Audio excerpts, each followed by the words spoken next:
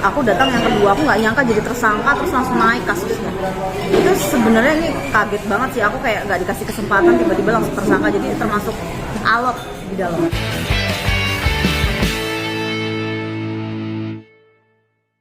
Kemarin pemeriksaan di Kapolda Sumatera Selatan ya, seperti apa mungkin? Jadi gini, aku pertama kali datang itu udah ada mungkin 30 media atau apa di depan, terus minta wawancara, aku bilang belum dulu, aku pikir cepat ya. Aku datang jadi dari bersama penegak hukum ya, PH maksudnya kuasa hukum, jam 10 pagi, selesainya itu jam 12 malam. Gini, awal dipanggil aku kan nggak datang, terus habis itu aku datang yang kedua, aku nggak nyangka jadi tersangka terus langsung naik kasusnya. Itu sebenarnya ini kaget banget sih, aku kayak nggak dikasih kesempatan tiba-tiba langsung tersangka, jadi termasuk alot di dalam. Awalnya seperti apa sih Kak? Akhirnya dipanggil pihak Polda. Jadi awal kasus itu kan yang waktu aku viral makan sesuatu yang diharapkan itu di stage netizen rame gitu, dan setelah 1 bulan kemudian tuh aku nggak tahu kalau aku ngedapatin panggilan polisi gitu. Aku pikir orang yang mau lapor ini nggak bener-bener sampai kasusnya jalan banget gitu lah, atau dia lagi sebel ormasnya atau gimana, pikirku tuh nggak panjang lah intinya. Nah setelah kemudian habis lebaran itu aku dapat panggilan di tanggal 18. Di tanggal 18 itu, setelah itu aku kan dekat lebaran ya, pikirku aduh ini sulit nih, apalagi ke kondisi kesehatanku memang nggak bagus, aku nggak datang tuh. Terus ada salah satu media dari daerah sana yang kayak agak sedikit memaksa, lu nggak datang gitu kan. Aku bilang aku sakit, kalau memang nggak sabar pelapor ya udah bayarin tiket. Pinternya si pelapor ini, kemudian omongan aku tuh langsung dikasih penyidik, marah lah penyidik, kira kayak aku meremehkan hukum, makanya langsung naik tersangka saat itu. Nah akhirnya dia ngasih kesempatan untuk datang yang 2 kali. Jadi sempat komunikasi dengan pelapornya ini? Sempat sih, tapi kayaknya alot susah sih, karena dia katanya nggak mau ada perdamaian seperti itu. Mungkin perasaannya di Indonesia karena rasa takut atau gimana udah jadi tersangka ini?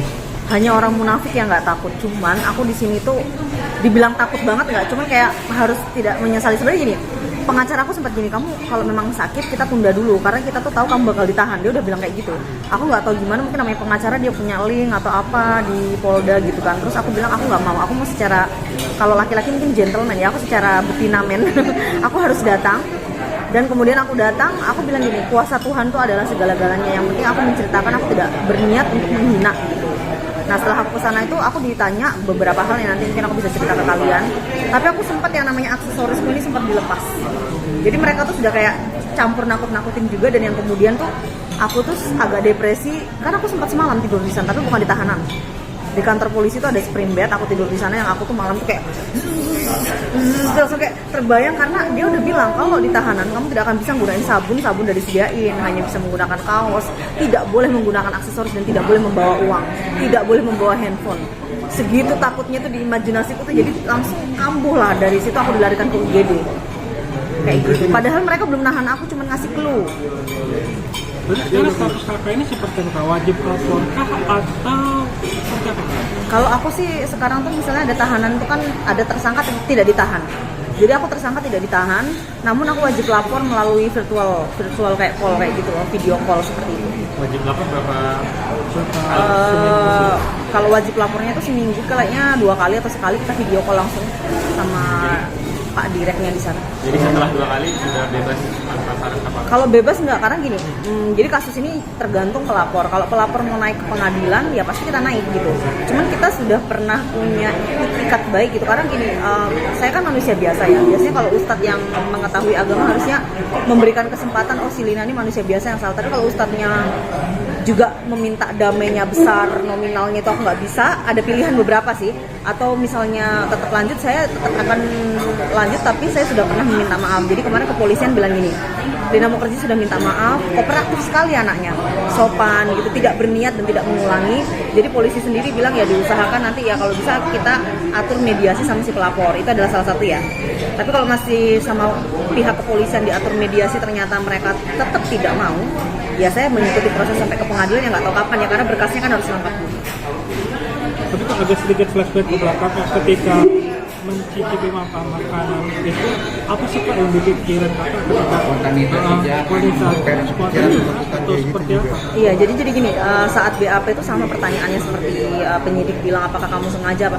Saya cerita, saya itu suka upload hal-hal yang tidak lazim, mungkin orang udah kenal ya dengan tingkah laku saya juga. Maksudnya itu gini loh, saya ngupload, saya nggak ngedit dulu. Harusnya kan, kenapa penyidik ini sampai naikkan tersangka? Salah satunya dipikirnya saya itu ngedit dulu. Jadi mengambil kesempatan untuk mungkin mendapatkan popularitas dan endorsement. Dan saya cerita selama ini bahwa video saya ini tidak pernah diedit, saya ngupload asal. Nah di situ dia penyidik baru tahu anak ini nih ngasal dan tidak tahu gitu. Jadi kalau misalnya kita sengaja diedit, sengaja cari viral, sengaja cari tenan, wah itu langsung jadi tersangka. Tapi pas dilihat memang saya nggak pernah diedit. Jadi saya ngupload apa aja 2-3 video tanpa dilihat lagi apakah itu bagus atau enggak. Dari situ dia pikir dia tidak bermaksud. Nah di situ ada nilai plus. Yang penyidik senangnya tuh maksudnya selain jujur anaknya tidak berniat untuk menyakiti orang lain. Tapi kan saat kakak pamer mencoba, kan kita tahu sendiri budaya itu kan haram lah buat bagi kita. Itu dipikirnya emang yaudah sekian aja lah, gue cobain lah. Jadi gini, buat fans atau gimana? Sebenarnya aku tuh udah makan sih sebelumnya, tapi yang kulitnya nggak pernah ini kan kriuk ya. Nah terus waktu itu ada di depan gitu aku cobalah makan. Nah mungkin refleks baca basmalah lafaznya Allah karena kebiasaan juga, dan memang mungkin ini kebodohan saya lah sekali lagi. Harusnya jangan kayak gitu karena memang kita tuh gini, kita selalu bisa bilang oh itu tidak menyinggung, tapi orang lain kan nggak tahu, apalagi itu kan mungkin sakral banget gitu loh. Jadi saya tuh juga mengakui salah, tapi sebenarnya sudah mengakui salah gitu kan saya udah bolak-balik minta maaf 5 kali, tapi kan kembali lagi sakit hatinya orang kita nggak tahu. Nah, itu yang membuat para netizen yang lain itu dengan mulai baca basmalah itulah yang membuat hujan pada marah murka itu. Iya benar-benar. Tapi ada konten kreator lain juga sama loh menggunakan kayak gitu, tapi ya nasibnya naas gitu. Dan saya mengakui saya salah sekali gitu kan sebagai konten kreator itu dengan follower yang jutaan ya. Itu harus mendidik yang baik, berbuat yang baik, berkat apalagi soal agama itu sensitif, ini pelajaran, dan saya kapok. Karena saya 1 hari itu udah ngerasa saya kayak ditahan gitu. Karena semua ini udah saya lepas gitu, jadi kayak begini kapok, nggak mau lagi karena takut banget urusan sama polisi ini terakhir kali. Terus terang depresi berat sampai sekarang lambungku suka kayak sakit gitu loh. Tapi setelah terlepas dari kita makan haram atau nggak haram, emang setiap makan kita emang harus belajar bismillah ya. Iya sebenarnya benar kata rekan media kalau menggunakan bismillah mungkin sebuah kebiasaan. Tapi maksud aku gini, ke depan mungkin BAB ini kan sensitif di kita gitu. Jadi aku lebih harus berpikir orang tuh bisa nggak suka, lo tuh tahu haram orang nggak suka. Jadi sensitif orang beda. Kayak misalnya ini alkohol gitu, mungkin nggak sesensitif makanan ini gitu. Ada timbul pertanyaan nggak kalau emang nggak bisa baca bismillah, baca apa dan kalau kita makan hal-hal kayak gitu?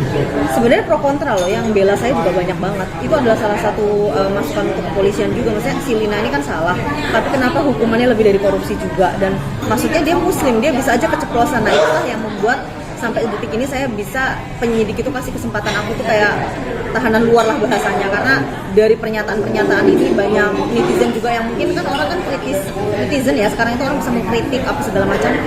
Kalau dia muslim ya itu salah, dia refleks kayak gitu. Dampak apa sih Pak ketika mulai dia terkenal dengan agama itu, dampaknya seperti apa dengan hujatan netizen itu? Kayaknya saya buka semua YouTube, apa semua platform sosial media, sini wajahku sendiri deh. Dan itu semua pada komen mampus lah, apalah gitu kan. Sebenarnya saya kalau dihujat nggak masalah loh. Bukan itu sih, tapi lebih kayak sanksi sosial tuh besar kalau urusan hukum sih. Kalau dihujat kan kita bisa tutup telinga, tapi kalau kita dipanggil penyidik terus diancam mau diciduk, itu udah lebih kayak teroris, mengerikan sekali. Dan saya sampai sekarang ini kayak merasa disambar petir, ini kok bisa hal ini terjadi. Biasanya kan suka lihat rekan artis nih ditangkap, entah narkotika lah, entah pencurian lah, entah ini entah itu saya cuma ngeliat nih dia ditangkap ya. Habis itu dia nangis-nangis terus rekan media ngolok-ngolok gitu. Aku tuh suka dalam hati, sekarang saya ngeliat sendiri ketika saya ditangkap gitu kan, tiba-tiba langsung tapi nggak ada media yang teriakin loh, terima kasih buat rekan-rekan media, nggak ada yang ngina aku, kamu kerja kamu, nggak ada, semua baik loh, cuma nanya Lina hari ini sehat.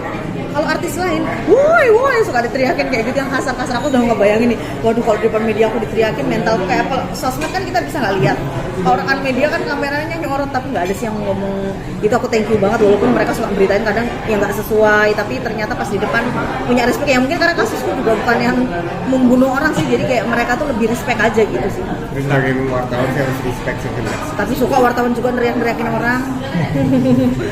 Kak, terakhir dari saya, saat bikin yang konten itu, setelah langsung kakak mau edit, ada pikiran, kok nyesel, terus ada Nah perasaan minta maaf itu pas setelah viral apa sebelum viral? Aduh gimana ya? Kalau Gimana ya? awal sih aku nggak ngerasa salah, maksudnya awalnya kan gini, aku pikir aku nggak menyakiti karena kalau menista tuh gini, kayak maaf ya dulu adalah pejabat yang kalian tahu siapa gitu kan, dia nyebutin ini begini, ini kitab suci begini, aku pikir begitu, jadi aku tuh awalnya tidak berpikir kalau aku tuh menista. Setelah viral, segala sesuatu kan setelah viral, nah itu jadi banyak ulama turun, makanya polisi kan pasti akan ada tekanan dari masyarakat ketika ulama ormas turun, di situ lah polisi cepet-cepet ngamanin aku seperti itu, karena katanya sangat meresahkan sekali dan viral sekali.